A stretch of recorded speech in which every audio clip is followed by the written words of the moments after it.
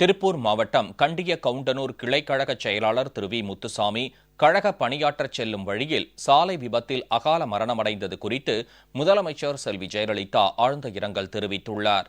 திரு முத்துசாமியின் குடும்பத்திற்கு அஇஅதிமுக சார்பில் 3 லட்சம் ரூபாய் நிதியுதவி வழங்கப்படும் என்றும் முதலமைச்சர் அறிவித்துள்ளார். அஇஅதிமுக பொதுச் செயலாளரும் முதலமைச்சருமான செல்வி ஜெயலலிதா வெளியிட்டுள்ள இரங்கல் செய்தியில், திருப்பூர் புறநகர் மாவட்டம் உடுமலைப்பேட்டை கிழக்கு ஒன்றியம் கண்டிய கவுண்டனூர் கிளைக்கழக செயலாளர் திரு வி முத்துசாமி கழக பணியாற்ற வரும் வழியில் எதிர்பாராத விதமாக நிகழ்ந்த சாலை விபத்தில் அகால மரணமடைந்து விட்டார் என்ற செய்தி கேட்டு மிகுந்த வருத்தமுற்றதாக தெரிவித்துள்ளார்.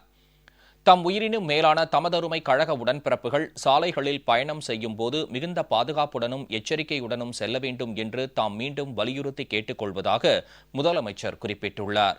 அகால மரணமடைந்த திரு முத்துசாமியின் குடும்பத்தினருக்கு தமது ஆழ்ந்த இரங்கலையும் அனுதாபத்தையும் தெரிவித்துக் கொள்வதுடன் அன்னாரது ஆன்மா இறைவன் திருவடி நிழலில் அமைதி பெற எல்லாம் வல்ல இறைவனை பிரார்த்திப்பதாகவும் முதலமைச்சர் தெரிவித்துள்ளார்.